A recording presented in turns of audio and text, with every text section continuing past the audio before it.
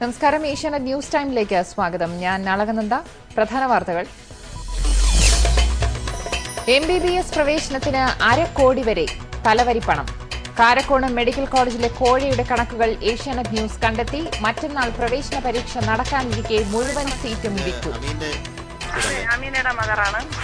258 258 application number. Amount അടച്ചായിരുന്നു ഇവിടെ? അടച്ചു. എത്ര അടച്ചിരുന്നേ? 30 ലക്ഷം.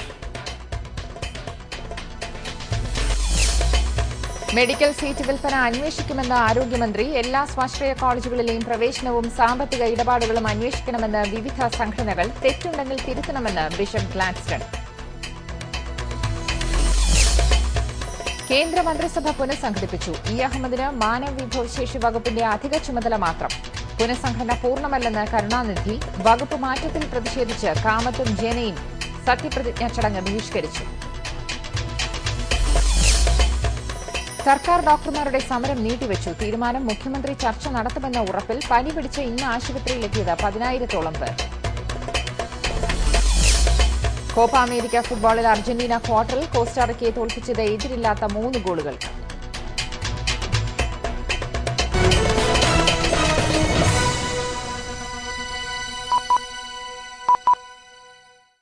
അരക്കോടിക്ക് MBBS സീറ്റ് വിൽപ്പന. ജോയ് ആലുക്കാസ് ന്യൂസ് എക്സ്ക്ലൂസീവ് സമർപ്പിക്കുന്നത് Joy Alukkas wedding centre. Feel the pure silk. Management അസോസിയേഷന്റെ പ്രവേശന പരീക്ഷ നടക്കുന്നതിന് മുൻപ് തന്നെ വിദ്യാർത്ഥികളിൽ നിന്ന് ലക്ഷങ്ങൾ വാങ്ങി കാരക്കോണം മെഡിക്കൽ കോളേജ് പട്ടിക തയ്യാറാക്കിയതായി തിരുവനന്തപുരം ബ്യൂറോ റിപ്പോർട്ട് ചെയ്യുന്നു. 50% മാനേജ്മെന്റ് സീറ്റുകളിലേക്ക് 50 ലക്ഷം രൂപ വരെയാണ് തലവരിപ്പണമായി വാങ്ങിയിരിക്കുന്നത്. ഇതോടെ മറ്റന്നാൾ നടക്കുന്ന മാനേജ്മെന്റ് അസോസിയേഷന്റെ പ്രവേശന പരീക്ഷ തന്നെ പ്രഹസനമായി മാറിയിരിക്കുന്നു. Asianet news investigation.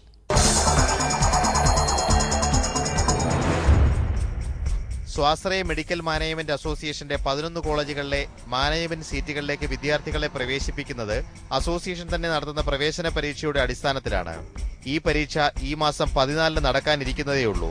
പക്ഷേ CSI മാനേജ്മെന്റ് കീഴിലുള്ള തിരുവനന്തപുരത്തെ കാരക്കോണം മെഡിക്കൽ കോളേജ് മാനേജ്മെന്റ് സീറ്റിലേക്ക് പ്രവേശനം നൽകേണ്ടവരുടെ പട്ടിക തയ്യാറാക്കി വൻ തുക വാങ്ങിക്കഴിഞ്ഞു.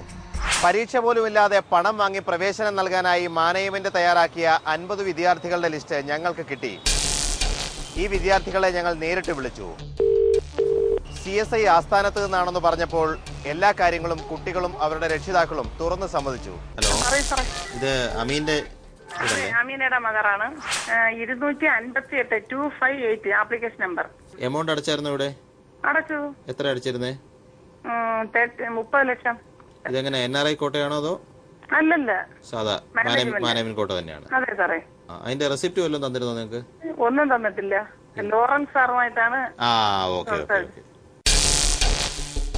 അരിയുടെ വീടല്ലേ? അതെ അതെ, മറ്റേ ആപ്ലിക്കേഷന്റെ. അതെ, 686 സാർ. നിങ്ങളുടെ റെസിപ്റ്റ് കിട്ടിയായിരുന്നോ അവിടുന്ന്? ഇല്ല ഇല്ല ഇല്ല. എത്ര കൊടുത്തിരുന്ന അന്ന്?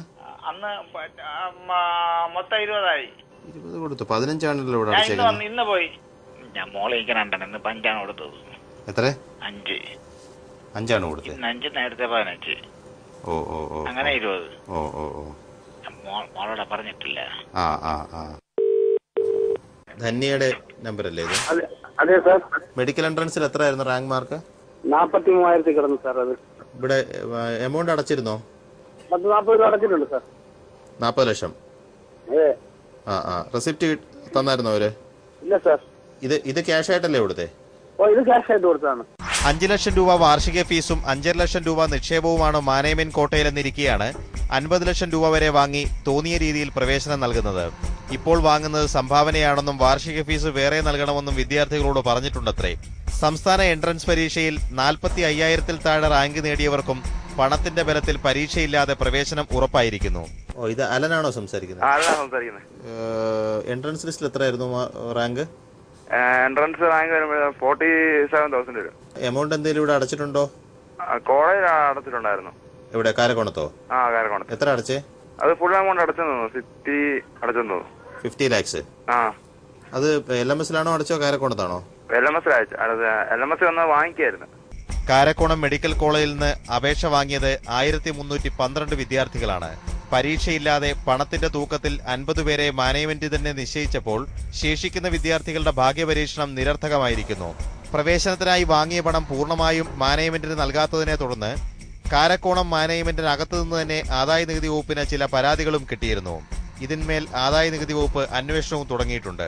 സ്വാശ്രയ മെഡിക്കൽ മാനേജ്മെന്റ് അസോസിയേഷന്റെ secretary advocate Sajan Prasad Karakonam medical കോളേജിനെയാണ് പ്രതിനിധീകരിക്കുന്നത്. മെഡിക്കൽ മാനേജ്മെന്റ് അസോസിയേഷന്റെ കീഴിലുള്ള 11 കോളേജുകളിൽ ഒന്നിനെക്കുറിച്ചുള്ള കഥ മാത്രമാണിത്. സ്വന്തമായി പരീക്ഷ നടത്തിയേ പ്രവേശനം നൽകാനാവൂ എന്ന് ശഠിക്കുന്ന മാനേജ്മെന്റ് ചേതോവികാരം എന്താണ്? തിരുവനന്തപുരത്ത് നിന്നും PG Suresh Kumar, Asianet news. LMS treasurer ക്രിസ്തുദാസിന്റെ കയ്യിലാണ് പണം ഏൽപ്പിച്ചതെന്ന് പ്രവേശനം നേടാനെത്തിയ കുട്ടികളുടെ രക്ഷിതാക്കൾ സാക്ഷ്യപ്പെടുത്തി. കൂടുതൽ പണം ചോദിച്ചതിനെ തുടർന്ന് സീറ്റ് വേണ്ടെന്ന് വെച്ച രക്ഷിതാക്കളാണ് ഇക്കാര്യം വെളിപ്പെടുത്തിയത്. ഹലോ, ഇത് വിദ്യയുടെ നമ്പറാണോ? അതെ, ഞാൻ പാളയത്ത് LMS വിളിക്കുന്നേ. ഞാൻ വിളിച്ചത് നിങ്ങളുടെ ലിസ്റ്റ് ഇപ്പോഴാണ് കണ്ടത്. നമ്മൾ ഇവിടെ നേരത്തെ അഡ്മിഷന് വേണ്ടി ഇത് തന്നിരുന്നില്ലേ? അത് നിങ്ങൾ ഡ്രോപ്പ് ചെയ്തോ അതോ എന്താ സംഭവിച്ചേ? അത് അവര് വീണ്ടും പൈസ വേണമെന്ന് പറഞ്ഞു. അതുകൊണ്ട് പൈസ തിരിച്ചു വാങ്ങി. അത് വേണ്ടെന്നല്ല, ആദ്യം അവര് 10 ലക്ഷം രൂപ തന്നാ മതിയെന്ന് പറഞ്ഞു. അതുകൊണ്ട് കൊടുത്തു. ഇപ്പൊ പറയുന്നത് വീണ്ടും 10 ലക്ഷം കൊടുത്ത് നമുക്ക് അതിനുള്ള ഇതില്ല സാർ. വീണ്ടും 10 കൂടെ ചോദിച്ചു. ഇത് മാനേജ്മെന്റ് കോട്ടയിലാണോ? മാനേജ്മെന്റ് കോട്ടയായിരിക്കും. അതായത് 58% മാർക്കേ ഉള്ളൂ നമുക്ക്. ആരുടെയിലാ കൊടുത്തേ? മറ്റേ ക്രിസ്തുദാസാണോ? ക്രിസ്തുദാസ് അദ്ദേഹത്തിന്റെ അല്ല കൊടുത്തേ? അവിടെ തന്നെ LMSലാണ് കൊണ്ടു കൊടുത്തത്. അല്ല, പിന്നെ ഈ 20 കൊടുത്തു കഴിഞ്ഞാൽ പിന്നെ എല്ലാ വർഷവും ഫീസ് കൊടുക്കണമെന്ന് പറഞ്ഞോ? എല്ലാ മാസം പിന്നീട് വന്നിട്ട് അഡ്മിഷന് പോണ സമയത്ത് ഫീസ് അടയ്ക്കണമെന്നാ പറഞ്ഞിരുന്നത്. അഡ്മിഷന് പോകുമ്പോൾ ഫീസ് അടയ്ക്കണം. അപ്പൊ ഇപ്പൊ അടയ്ക്കുന്നത് ഡൊണേഷൻ ആണ്. ഡൊണേഷൻ ആയിരിക്കും ഇനി. ഹലോ, ഇത് അദീനയുടെ നമ്പറാണോ? അതെ അതെ. ഇന്ന് ഞങ്ങൾ ലിസ്റ്റ് ക്ലോസ് ചെയ്യാം. അത് വേണ്ടെന്ന് വെച്ചാണോ നിങ്ങള്? സാർ, അത് ഞാൻ റിട്ടേൺ ചെയ്തായിരുന്നു. എന്താ കാര്യം? ഉടനെ പൈസ അടയ്ക്കാൻ ഇല്ലാത്തോണ്ട് അത് ഉടനെ അടയ്ക്കണമെന്ന് പറഞ്ഞു. ഞാൻ 10 ലക്ഷം രൂപ അടച്ച് ബാക്കി 25-ാം തീയതി അടയ്ക്കാന്ന് പറഞ്ഞു. അത് പറ്റില്ലെന്ന് പറഞ്ഞു. എത്ര അടച്ചത് നിങ്ങള്? 10 അടച്ചായിരുന്നു. എത്ര? അത് തിരിച്ചു തന്നു എനിക്ക് പൈസ. 10 ലക്ഷം അടച്ചായിരുന്നോ? തിരിച്ചു തന്നു. ബാക്കി എത്ര കൂടെ അടയ്ക്കാൻ പറഞ്ഞേ? ബാക്കി 15 രൂപ കൂടെ അടയ്ക്കണമെന്ന് പറഞ്ഞു. 15 കൂടെ അടയ്ക്കണം. ആകെ 25 അടയ്ക്കണം. അതെ. ഇത് ഫീസാണോ ചോദിച്ചോ അതോ ഡൊണേഷൻ ആണോ? അതിനെപ്പറ്റി അറിയില്ല. മെഡിക്കൽ സീറ്റിന് തലവരിപ്പണം വാങ്ങിയത് അന്വേഷിക്കുമെന്ന് ആരോഗ്യമന്ത്രി അടൂർ പ്രകാശ് പറഞ്ഞു. സർക്കാരുമായി ധാരണയുണ്ടാക്കിയ ശേഷം പ്രവേശനത്തിന് വൻ തുക വാങ്ങിയത് ശരിയല്ലെന്നും മന്ത്രി ഏഷ്യാനെറ്റ് ന്യൂസിനോട് പറഞ്ഞു. ഇങ്ങനെയൊരു വിഷയം ഇങ്ങനെ ഏഷ്യാനെറ്റിൽ വന്നു എന്ന് ഞാൻ മനസ്സിലാക്കി, എനിക്കറിയാൻ കഴിഞ്ഞു. അക്കാര്യത്തെക്കുറിച്ചൊരു അന്വേഷണം നടത്തുന്നതായിരിക്കും. തീർച്ചയായിട്ടും അവരുമായി ഒരു ധാരണയുണ്ടല്ലോ, ആ ധാരണയ്ക്ക് വിപരീതമായി എന്തെങ്കിലും ചെയ്യുന്നുണ്ടോ എന്നതിനെക്കുറിച്ച് ഒരു പരിശോധന നടത്താൻ കഴിയുന്നതാണ്. അവരെ അനുവദിച്ച ഒരു തുകയുണ്ട്, അത് അനുവദിച്ച തുകയ്ക്ക് മുകളിൽ വാങ്ങരുത് എന്നുള്ളത് തന്നെയാണ് ഗവൺമെന്റിന്റെ നിലപാട്. മെഡിക്കൽ പ്രവേശനവുമായി ബന്ധപ്പെട്ട 1 രൂപ പോലും വാങ്ങിയിട്ടില്ലെന്ന് LMS ട്രഷറർ D ക്രിസ്തുദാസ് പറഞ്ഞു. പണം വാങ്ങിയെന്ന വാർത്ത ഞെട്ടിക്കുന്നതാണെന്ന് college director doctor J Bennett Abraham പ്രതികരിച്ചു. തന്നെ തകർക്കണമെന്ന ദുരുദ്ദേശത്തോടെ ആരോ ഉണ്ടാക്കിയതായിരിക്കാം ഈ ആരോപണമെന്ന് D ക്രിസ്തുദാസ് ഏഷ്യാനെറ്റ് ന്യൂസിനോട് പറഞ്ഞു. എനിക്ക് അതിനെപ്പറ്റി ഒന്നും അറിയത്തില്ല. അറിയാത്തതായിരുന്നു ഞാനെങ്ങനെ പറഞ്ഞു. എന്തെങ്കിലും വേറെ ഉദ്ദേശത്തോടെ എന്നെ പറ്റി പറയാൻ വേണ്ടി പറഞ്ഞു. ഞാനിവിടെ ലക്ഷങ്ങളും ഇവിടെ അഡ്ജസ്റ്റ് ചെയ്തെന്ന് പറഞ്ഞാൽ മഹായുടെ എല്ലാ സമ്പത്തും വരുന്നതും അഡ്ജസ്റ്റ് ചെയ്യുന്നത് ഞാനാണ്. അങ്ങനെ ചെയ്തിട്ടേ ഉള്ളൂ. വേറെ മെഡിക്കൽ കോളേജുമായിട്ട് ബന്ധപ്പെട്ടൊന്നും ചെയ്തിട്ടില്ല. സംഭവം ഞെട്ടിക്കുന്നതാണെന്ന് പറഞ്ഞ college director doctor J Bennett Abraham സാമ്പത്തിക ഇടപാടുകളുമായി തനിക്ക് ബന്ധമില്ലെന്നും വ്യക്തമാക്കി. ഈ അഡ്മിഷൻ പ്രക്രിയയുമായിട്ട് 2010-11 11-12 ഞാൻ 0.1% പോലും ഇടപെട്ടിട്ടുമില്ല. സർ, ഡയറക്ടർ എന്നുള്ള നിലയ്ക്ക് എന്റെ റെസ്പോൺസിബിലിറ്റിയിൽ സാമ്പത്തിക ഇടപാട് ഇല്ല. ബിഷപ്പ് സോമർവെല്ലിന്റെ പേരുള്ള കോളേജിൽ ഇത്തരം സംഭവം ഉണ്ടായിട്ടുണ്ടെങ്കിൽ ദുഃഖകരമാണെന്ന് മുൻ ബിഷപ്പ് WJ ഗ്ലാഡ്സ്റ്റൺ പറഞ്ഞു. തെറ്റുപറ്റിയെങ്കിൽ തിരുത്തണമെന്നും അദ്ദേഹം പറഞ്ഞു. വിശദമായിട്ട് കാര്യങ്ങൾ അറിയുമ്പം എന്തെങ്കിലും തരക്കേട് സംഭവിച്ചിട്ടുണ്ടെങ്കിൽ എല്ലാം തിരുത്തപ്പെടേണ്ടത് തന്നെ. ആരോപണത്തെക്കുറിച്ച് അറിയില്ലെന്ന് മാനേജ്മെന്റ് അസോസിയേഷൻ സെക്രട്ടറിയും കാരക്കോണം മെഡിക്കൽ കോളേജ് പ്രതിനിധിയുമായ സാജൻ പ്രസാദ് പ്രതികരിച്ചു. 50 പേരുടെ സംഭാഷണമുണ്ടെന്ന് എനിക്കൊന്നും പറയാനില്ല. അതിനകത്ത് എങ്ങനെയാണ് സംഭവിച്ചതെന്ന് എനിക്കറിയില്ല. ഞാൻ കാരക്കോണം മെഡിക്കൽ കോളേജിന്റെ അസോസിയേഷനിലെ പ്രതിനിധിയാണ്. കാരക്കോണം കോളേജിന്റെ ഡയറക്ടറുണ്ട്, സെക്രട്ടറി ഉണ്ട്, അതിന്റെ ചെയർമാൻ ബിഷപ്പാണ്. അങ്ങനെ ഒരു സംവിധാനത്തിലാണ് കാരക്കോണം മെഡിക്കൽ കോളേജ് നടക്കുന്നത്. വിവിധ ബ്യൂറോകൾക്കൊപ്പം news desk Asianet news. Karakonam medical കോളേജിലെ പ്രവേശനത്തിന് തലവരിപ്പണം വാങ്ങിയത് അന്വേഷിക്കണമെന്ന് വിവിധ വിദ്യാർത്ഥി യുവജന സംഘടനകൾ ആവശ്യപ്പെട്ടു.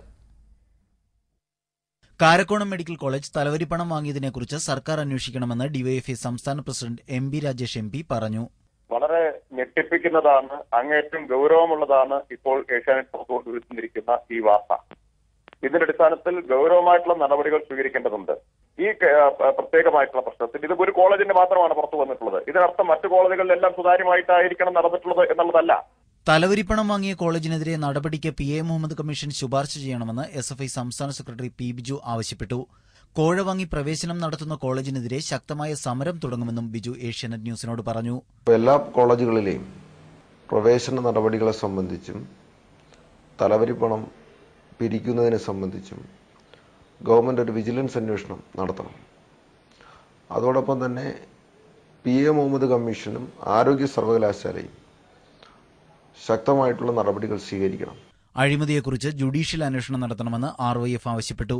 മറ്റു സ്വാശ്രയ കോളേജുകളിലും ഇത്തരത്തിൽ നടക്കുന്നുണ്ടോ എന്ന് അന്വേഷിക്കണമെന്ന് BJP സംസ്ഥാന പ്രസിഡന്റ് V. മുരളീധരൻ ആവശ്യപ്പെട്ടു. കോഴ വാങ്ങുന്ന ആളുകള് അവർ വളരെ സ്വാധീനശേഷിയുള്ള ആൾക്കാരാണ്, സ്വാധീന ശക്തിയുള്ള ആൾക്കാരാണ്. അങ്ങനെയുള്ള ആളുകൾക്ക് തെളിവ് നശിപ്പിക്കാനുള്ള അവസരം കൊടുക്കാതെ അവരെ അടിയന്തരമായി അറസ്റ്റ് ചെയ്ത് നിയമ നടപടികൾക്ക് വിധേയമാക്കണമെന്നാണ് BJPക്ക് ആവശ്യപ്പെടാനുള്ളത്. News desk Asianet news. തലവരിപ്പണം വാങ്ങിയെന്ന വാർത്ത പുറത്തു വന്നതോടെ കാരക്കോണം മെഡിക്കൽ കോളേജിലേക്ക് യുവമോർച്ച പ്രവർത്തകർ മാർച്ച് നടത്തി. മെഡിക്കൽ കോളേജിന്റെ വാഹനം വഴിയിൽ തടഞ്ഞ സമരക്കാർ ടയറിന്റെ കാറ്റഴിച്ചുവിട്ടു. പോലീസ് സ്ഥലത്തെത്തി പ്രവർത്തകരെ നീക്കം ചെയ്തു.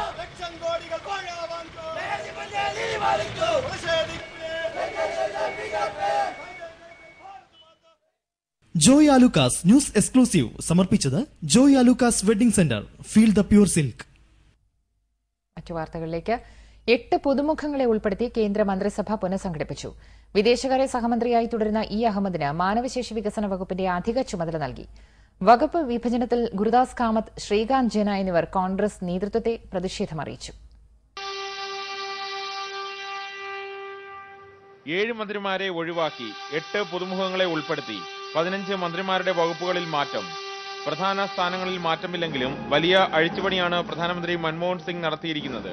മുരളി ദേവ്ര, ദയാധിമാരൻ, BK ഹാൻഡിക്, MS ഗിൽ, കാന്തിലാൽ ഭൂരിയ, സായി പ്രതാപ്, അരുൺ യാദവ് എന്നിവരെയാണ് ഒഴിവാക്കിയത്.